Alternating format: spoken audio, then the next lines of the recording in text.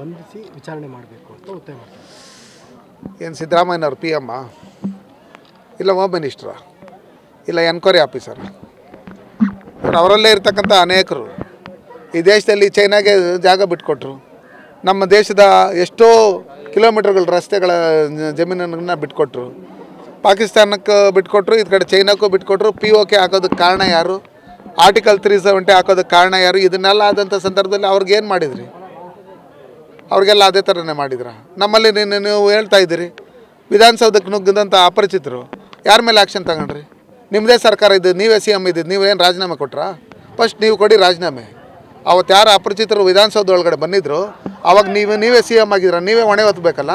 ಅದಕ್ಕೋಸ್ಕರ ಮೊದಲು ಸಿದ್ದರಾಮಯ್ಯನವರು ಇದ್ರ ನಮ್ಮ ಪ್ರತಾಪ್ ಸಿಂಹ ಅವ್ರದ್ದು ಯಾರು ರಾಜೀನಾಮೆ ಕೇಳ್ತಾರೆ ಅವ್ರು ಫಸ್ಟು ರಾಜೀನಾಮೆ ಕೊಟ್ಟು ತದನಂತರ ಪ್ರತಾಪ್ ಸಿಂಹ ಅವ್ರಿಗೆ ರಾಜೀನಾಮೆ ಕೊಡಲಿ, ಅವಾಗ ನೀವು ಸರಿ ಅಂತ ಹೇಳ್ಬಿಟ್ಟು ಹೇಳ್ತೀರಾ. ಅದು ಬಿಟ್ಟು ಇಲ್ಲಿ ಮಗುನೂ ತೂಕಿ ಮಗುನಿಗಿಲ್ಲಿ ತೊಟ್ಲು ತೂಕಂಥ ಕೆಲಸಗಳನ್ನು ಯಾರ್ಯಾರು ಮಾಡ್ತಾಯಿದ್ದಾರೆ ಅಂತ ಹೇಳ್ಬಿಟ್ಟು ಹೇಳಿ ಕರ್ನಾಟಕದ ಜನತೆ ಗೊತ್ತಿದೆ.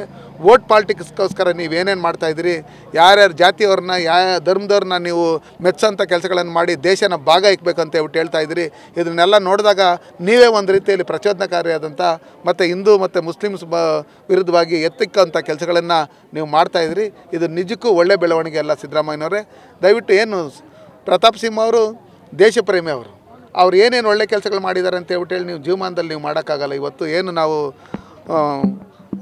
ಮೈಸೂರು ಎಕ್ಸ್ಪ್ರೆಸ್ ಕಾರಿಡಾರ್ ಮಾಡಿರ್ತಕ್ಕಂಥದ್ದು ಇರ್ಬೋದು, ವಿಮಾನ ನಿಲ್ದಾಣ ಬರೋದಕ್ಕೆ ಕಾರಣ ಆಗಿರ್ತಕ್ಕಂಥದ್ದು, ಡೆವಲಪ್ಮೆಂಟ್ ಕೆಲಸಗಳಿರ್ಬೋದು, ಅದನ್ನು ಹಿಂದೆ ಬಿದ್ದು ಪ್ರತಿದಿನ ಅದಾಗಬೇಕು ಇದಾಗಬೇಕು, ಸೈನಿಕ ಶಾಲೆ ಆಗಬೇಕು, ಇದು ಅದು ಇದು ಮಡಿಕೇರಿಕೆ ಇದಾಗಬೇಕಂತೇಳಿ ಪ್ರತಿದಿನ ಮಂತ್ರಿಗಳ ಜೊತೆಲಿ ನಿಂತು ಕೆಲಸ ಮಾಡ್ತಾ ಇರ್ತಕ್ಕಂಥ ಪ್ರತಾಪ್ ಸಿಂಹ ಅವ್ರ ಪಾಪ್ಯುಲಾರಿಟಿನ ನಿಮ್ಮ ಕೈನಲ್ಲೇ ಸಹಿಸೋಕ್ಕಾಗದೆ ನೀವೇ ವೇದಿಕೆಗಳ ಮೇಲೆ ಸಮಾವೇಶದಲ್ಲಿ ಅದನ್ನು ಸೋಲಿಸಿ ಅಂತ 100 ಸಲ ಹೇಳಿದಿರಿ.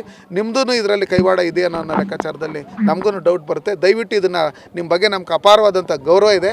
ದಯವಿಟ್ಟು ಇದಕ್ಕೆ ರಾಜಕೀಯ ಬಣ್ಣ ಕಳ್ಸೋಕ್ಕೆ ಇದು ಮಾಡೋಕ್ಕೆ ಹೋಗಬೇಡಿ. ಯಾರೇ ತಪ್ಪು ಮಾಡಿದ್ರೂ ಎನ್ಕ್ವೈರಿಯಲ್ಲಿ ಅವ್ರಿಗೆ ತಕ್ಕ ಶಿಕ್ಷೆ ಆಗುತ್ತೆ. ಅದು BJP ಇರ್ಬೋದು, ಕಾಂಗ್ರೆಸ್ ಇರ್ಬೋದು, ಬೇರೆ ಯಾವುದೇ ಪಾರ್ಟಿ ಇರ್ಬೋದು. ದಯವಿಟ್ಟು ನಾವೆಲ್ಲ ಒಟ್ಟಾಗಿ ಈ ದೇಶದ ಸತ್ಪ್ರಜೆಗಳಾಗಿ ಈ ಏನು ಎನ್ಕ್ವೈರಿ ನಡೀತಾ ಇದೆ ಅದಕ್ಕೆ ಸಹಕಾರ ಕೊಡೋ ನಿಟ್ಟಿನಲ್ಲಿ ನಾವು ಕೆಲಸ ಮಾಡಬೇಕು ಹೊರತು ಸಿದ್ದರಾಮಯ್ಯನಗರಲ್ಲಿ ಬೇರೆ ಯಾರೇ ಅವ್ರ ವಿರುದ್ಧವಾಗಿ ಅವ್ರ ಮನೆಗಳ ಹತ್ರ ಹೋಗೋದು, ಅವ್ರ ಬೊಂಬೆ ಸುಡೋಂಥದ್ದು, ಅವ್ರ ಹತ್ರ ಬಂದಿಸಿ ಅಂತ ಹೇಳೋಂಥದ್ದು, ಇದನ್ನೆಲ್ಲ ನೀವು ರಾಜಕೀಯವಾಗಿ ಹತಾಶರಾಗಿದ್ದೀರಿ.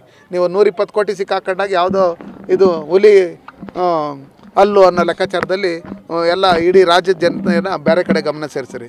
ಅಲ್ಲಿ ನಮ್ಮಲ್ಲಿ ಏನು ನಿಮ್ಮ ಕಾಂಗ್ರೆಸ್ ಪಕ್ಷದಲ್ಲಿರ್ತಕ್ಕಂಥ ಒಂದು MP 350 ಕೋಟಿಗೂ ಹೆಚ್ಚಿಗೆ ಹಣ ಸಿಕ್ಕಿದಾಗ ಅಂತ ಸಂದರ್ಭದಲ್ಲಿ ನೀವೇ ದಾರಿ ತಪ್ಪಿಸೋಂಥ ಲೆಕ್ಕಾಚಾರದಲ್ಲಿ ಇವನ್ನೆಲ್ಲ ನಡೀತಾ ಇರ್ತಕ್ಕಂಥ ಸಂದರ್ಭದಲ್ಲಿ ಬಂದಾಗ ದಯವಿಟ್ಟು ನಾವೆಲ್ಲೋ ತಿರುಗಿ ಬಂದಾಗ ನಿಮ್ಮ ಕಡೆನೇ ಬಾಣ ಬರುತ್ತೆ. ಅದಕ್ಕೋಸ್ಕರ ಅದಕ್ಕೆ ಆಸ್ಪದ ಮಾಡಿಕೊಡ್ಬೇಡಿ. ನಿಮ್ಮ ಬಗ್ಗೆ ಅಪಾರವಾದಂಥ ಗೌರವ ಇದೆ. ಎನ್ಕ್ವೈರಿ ನಡೀತಾ ಇದೆ. ಎನ್ಕ್ವೈರಿ ಆಗೋವರೆಗೂ ಸ್ವಲ್ಪ ತಾಳ್ಮೆಯಿಂದ ಕಾಯಿರಿ. ತಪ್ಪು ಮಾಡಿದರೆ ಪ್ರತಾಪ್ ಸಿಂಹಗೂ ಶಿಕ್ಷೆ ಆಗುತ್ತೆ.